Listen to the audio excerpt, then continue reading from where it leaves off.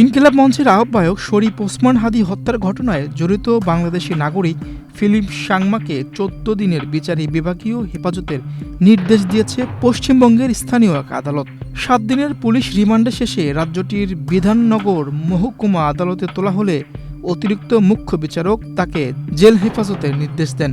আপাতত আদালত থেকে তার স্থান হয়েছে দমদম কেন্দ্রীয় কারাগারে।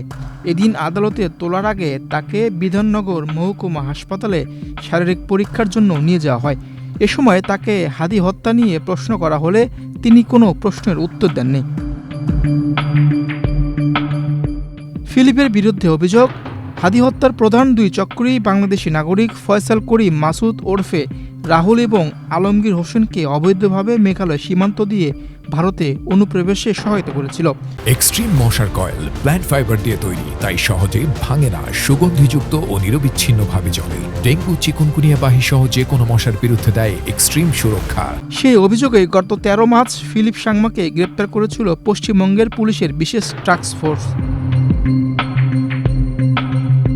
গোপন সূত্রের খবরের ভিত্তিতে ১৩ মার্চ ভোরের দিকে রাজ্যটির নদিয়া জেলার শান্তিপুর বাইপাস সংলগ্ন এলাকা থেকে ফিলিপ সাংমাকে গ্রেপ্তার করে এসটিএফ। এরপর তাকে বিধাননগর মহকুমা আদালতে তোলা হলে ৭ দিনের পুলিশি রিমান্ডের নির্দেশ দিয়েছিল আদালত। এই রিমান্ডের মেয়াদ শেষ হওয়ার পর শনিবার তাকে আদালতে তোলা হয়।